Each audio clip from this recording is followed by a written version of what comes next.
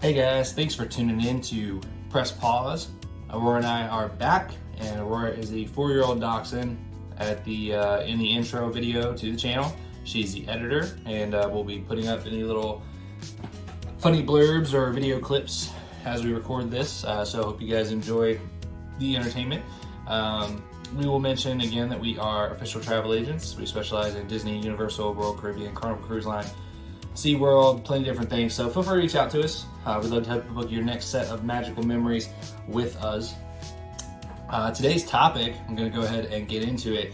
You guys can see the struggle is real, and I got a T-Rex doing like workout and stuff like that. So obviously it's going to be a dinosaur focused video, not the most positive video, but we're talking about Jurassic World Dominion. Okay, I'm going to give a Jurassic World Dominion review. We watched the film a little while back. I've given it some time. Okay, I've given it some time. I've let myself digest it a bit. You know, really kind of thought about different things that worked in the movie and what didn't work in the movie, and then wanted to come back with it. Okay, so yeah, we're gonna give the review here. Now, the background of this: Jurassic World Dominion is the 6th installment in the Jurassic Park franchise.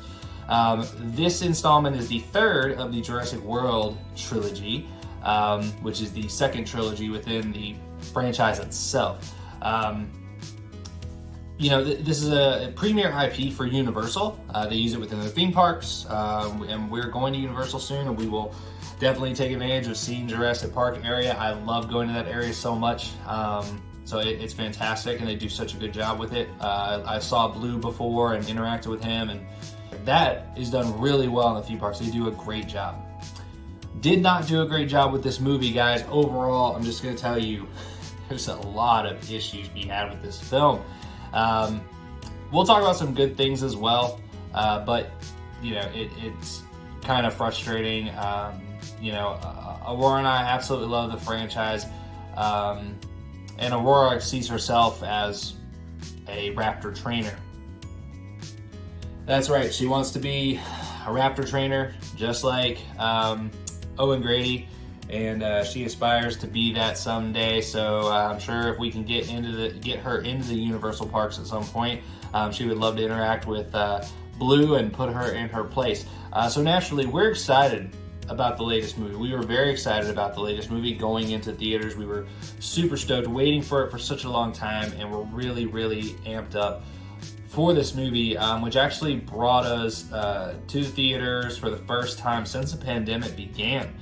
We haven't been to the actual theaters themselves, and that tells you how much we really wanted to go see this movie. First off, the goods, okay? The actors / characters, it did really well. It's seen in the trailers, it brought back the original cast, which was really nice. You'd love to see the original cast, Sam Neill, Laura Dern, Ian Malcolm coming back. Jeff Goldblum, sorry. Coming back, and it was fantastic to see them on screen. They all did a great job, even though they were given horrible dialogue and really thrown into the film. It was really frustrating. So I'm sure they had some frustration on set with shooting and things. I'm sure they were, questioning the screenwriting and stuff like that. But the banter between the old and new cast was fantastic as well. They did a pretty good job with that. Aside from a few awkward things, like right in the beginning, some of the banter was good later on. So that was something you could definitely appreciate. The dinos in the world, the film did a good job. It follows the quote from Ian Malcolm. Welcome to Jurassic World. It follows that quote, and which is what everyone is very excited to see. Everyone's excited to see that in theaters, especially the Battle of Big Rock promo film release. People were really excited about that, and we're like, I want more of that. I want more of seeing like how this is going to affect my everyday life with dinosaurs out there. So naturally, it had some cool features on showing the dinosaurs live among us and things like that. There were some cool snapshots of that. It did a good job.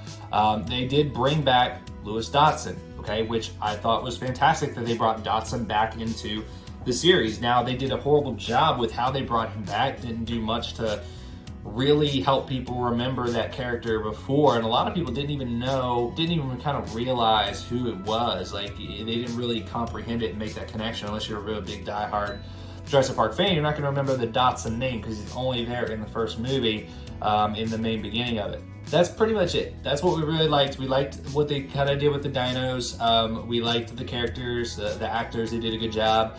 All the actors did a good job. I think, you know, Owen and Claire and Macy, the three actors portraying them, did a great job.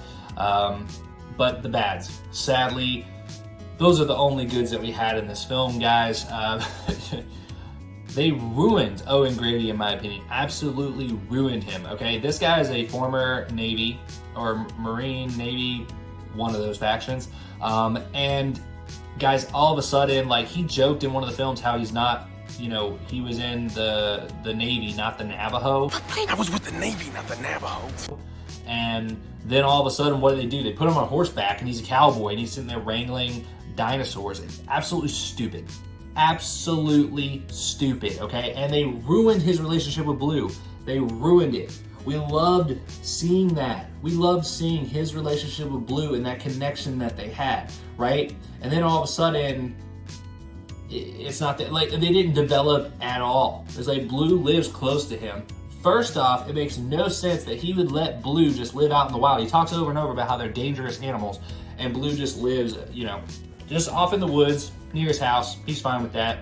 Then she's gonna go kill people. She's going to kill people. There's no fence around. There's nothing to keep her there. She's gonna go kill people. It doesn't make sense that she's just out roaming around. And clearly he has no rapport with her anymore, so he can't stop her from killing people because they're clearly not on good terms. They ruined Owen's character. They ruined that relationship between him and Blue. I hated it so much. I really would have loved to see him get to, like, give her a hug or something at the end, some emotion, something. But no, they're still upset and mad, and it was frustrating. So, jumping in the story too far, okay? They jumped way too far into the future. We didn't get to see any of those dinos. As I mentioned, we love Battle of the Big Rock. Everybody was super excited after seeing Battle of the Big Rock. It was fantastic short film to lead into this. And then what do? You don't focus on it at all. Or literally everybody in all the trailers, it's setting people up to think, oh, dinosaurs are living in our world. How would we deal with that? What would we do? How would you survive? How is it possible? Like, literally, I was watching this with my in-laws, okay? I was watching Fallen Kingdom, the movie before this, with my in-laws. And that night, the next day, we were gonna go watch it in theaters. We were gonna watch Jurassic World Dominion in theaters the next day. And that whole night, we had a big debate on how would you choose to survive? How would you be able to survive in a world where dinosaurs are now living among us? What would you do? Where would you go? How would you get away from them? We debated that because, you know what? There's substance there. People want to know. People want to think about it. People want to see how it works. And all the trailers led up to this. We were led to this from Fallen Kingdom. And it's a movie about dinosaurs. And then what do? We focused on these bugs, and we focused on this clone girl, Macy. We didn't focus on the dinosaurs. Blue was barely even in the movie. What's going on? Blue's your biggest IP grab. He's your biggest merchandise grab. It's that character people love. And you just don't think about it. I don't get it. I don't get it. It's a movie about dinosaurs, and you barely focus about dinosaurs. And you just move forward, okay? So can we please rewind and go back in time to the events right after Fallen Kingdom? Let's just go back in time. Time travel. Where? Back to the future. That's the same IP. Universal has that IP. They can, why don't they just call up, Doc and Marty and be like, yo, we need to fix this. Let's go back and record what happens right after Fallen Kingdom. Throwing together too many plots. Guys, this is what we just talked about. Everybody wanted to see the dinosaurs. People are trying to grab for that. People are trying to pull those scenes where it happens and latch onto it and remember that. But in the middle, you can't, because those scenes are so few and far between, and they're such small little skits that we're focused on these bugs, these stupid bugs. So we're sitting there focusing on big bugs, and that's the big baddie of this whole thing. It's a whole plot derived around that. So we go to a Jurassic World movie and we watch about bugs. Oh, and then we watch about a clone girl. Okay, a clone girl. I don't understand. I'm not there to watch that. I'm not there to see that, okay? This has nothing to do with the core content of what I'm there for. I didn't get a lot of the core content I was there for. I got about 10% of it was the core content I was there for, okay? So really frustrating that they threw way too many plots in there because you're not gonna do any of them properly. I think you could have easily spanned this out and you could have said, hey, we're gonna do the events right after Fallen Kingdom and then we're gonna do a second movie after that, after people have adjusted to the dinosaurs living there, after we show how all this works and how it builds up to work like that. And then you can introduce Dotson again and you can lead him into being the CEO and all this type of stuff of Biosand. You can lead all that in there instead of it being confusing and puzzling for everybody. But no, we're not gonna do that. We're just gonna forget about that. We're just gonna move forward. The Barbasol can. The Barbasol can showing up was epic. It was absolutely epic. But it was completely rushed why it was in there and it was not explained. And I am hating on you people that sit there and say, oh, you have to go and play the Jurassic World Park video game to figure out how they got it. One, that's not canon. They've said that, and that's not how it happens. In canon, if you watch Jurassic World Camp Cretaceous, you will see that Dotson goes back to the island and gets the can. Why is it that I have to watch another medium to understand what's happening in this one? It's just like Star Wars when they brought Palpatine back. Somehow Palpatine returned. And they didn't explain it, but then they wrote a book about it. I'm here to watch a movie. I'm not here to watch a movie that I have to read a bunch of books before I come watch it. That's not the point of this. I shouldn't have to watch an animated film series, which I love, by the way. I love Jurassic World Camp Cretaceous, but I shouldn't have to watch that to enjoy Jurassic World Dominion. I shouldn't have to watch that to answer a massive question that you open up with that Barbasol can in the movie. Shouldn't have to do it, but I did. Thought we wouldn't notice, but we did. It was great to see the old crew brought back together. It really was, but I think you should have taken some more time to develop your plot and your storyline. The way they were brought together didn't make sense. I don't understand what they're doing. Why is Ellie being brought in to handle these bugs? She's a paleobotanist. She's there to I mean, even if it's just focusing on the plants in general, it's still not going to get into the bugs. It's not... I don't get it. It was forced. It was forced. Ian Malcolm, I could see being there for the reasons he was there. But Ellie's character, that was a little bit sideswiped there. I don't think it was done all that well. They should have figured out some other ways of getting those three characters incorporated and brought back together, all three in sync. They should have done it a little bit better way. It was kind of forced there. Once they were together, they did great. They did wonderful. Don't get me wrong. It was awesome on screen to see them on screen together, but man, it was really forced and you could tell. Oh, and then, by the way, immortal characters, okay? That's another big issue we had here. It's called plot armor. Plot armor, guys. And that means that for the plot to work, you can't kill this character. Meaning, we know after certain points in the movie that this person is not going to die. Well, in this movie, we had 6 of them. Actually, we had 7, 8. Like, it just kept going. Anyone who was a legitimately decent screen time protagonist never had a chance of dying. There's only 3 people that died in this film, I'm pretty sure. I might have to go back and count them, but I think only 3 people died, and only 1 died on screen. And that was the guy on the Segway, which was an amazing part. I loved that the dinosaur got to eat that on the Segway. It wasn't fast food because Segways don't go really fast, but he got a nice little drive-up meal right there on that Segway. That was hilarious. Anyway, diverting away from that, it's ridiculous what you did with these characters, okay? No one wants to see Claire, Owen, Ellie, Alan, Ian, or Macy die. No one wants to see that, okay? I understand. I hear you. However, isn't it kind of needed in a good Jurassic Park film? Isn't it needed for someone to die? Because we see it in all the others. Why do we not see it?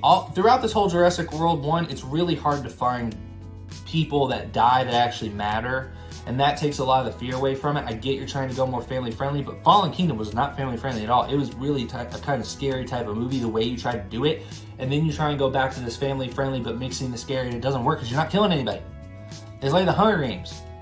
You took all the victors of the previous films, okay, all the victors of the previous Hunger Games in Jurassic Park, and you brought the best of the best back on screen together. You can't do that, okay? You drive emotion, you give great meaning to your deaths, and you could kill new characters. I mean, it gives more meaning and emotion to the plot. It gives more thought to thinking and watching. Honestly, Ian sacrificing himself when the Giga was there. Or maybe it's Henry Wu sacrificing himself to make up for the mistakes he had. That would have been a way to make me believe his redemption or whatever, because I thought it was kind of weird how he was just automatically a different guy. Again, we skipped too much time there, but it was just forced. The plot armor was forced. It was so easy. I mean, there were times that literally when dinosaurs were there with our main characters, I kind of zoned out because I knew they're not going to die. Someone just nudged me when this scene's over and they make it out. Like, we knew that was going to happen. So, I mean, it would have been good to see at least one of those characters die.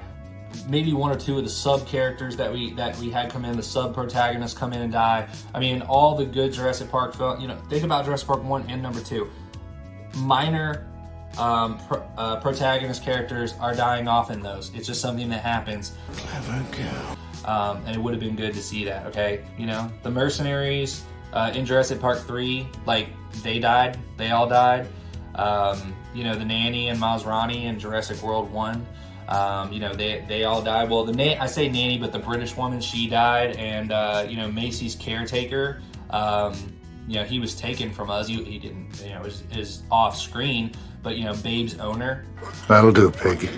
I give my overall thoughts on this film, guys. And the film, while it was much desired and longly awaited by me and Aurora, we were very excited for this film.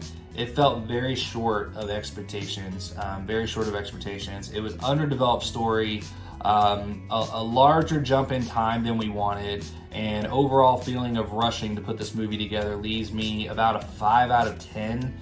So give it 5 out of 10 Auroras is what I'm going to give it. Ultimately, it's a disappointing way to end the franchise as you lose the wonder and moments of awe at the dinosaurs, because the dinosaurs aren't a part of it anymore. That's not the focal point. So it's frustrating. Ways to fix it, you know, follow directly after the events of Fallen Kingdom, and have another 2 films instead of 1. Have a meaningful hero death or 2. Take time to develop around 1 plot and bring in characters from the old within that plot, easily segmented, instead of bringing all these other plots together to make them come together. Show greater depth of Owen and Blue's relationship instead of dissolving it more. And do an entire film on the retrieval of the Barbasol can. Have that be a part of that lead up. Have that be a way. Maybe Dotson gets control of the island from the government or something. He goes and gets the Barbasol can. I don't know. But do it on screen, okay? I know Camp Cretaceous already fixed it and figured it out, but show a cutback scene or something showing him getting the can. It would be good. So anyway, that's it. That's our thoughts. What did you guys think? Obviously, I'm sure plenty of people enjoyed it. Most people are out there. It's getting good ratings all over the place. But when it comes to critics and people from film watching this, there's things like this that are sticking out and are being big points of focus as to why the film is not that great. And I do think there are going to be some diehard fans there that do not like it.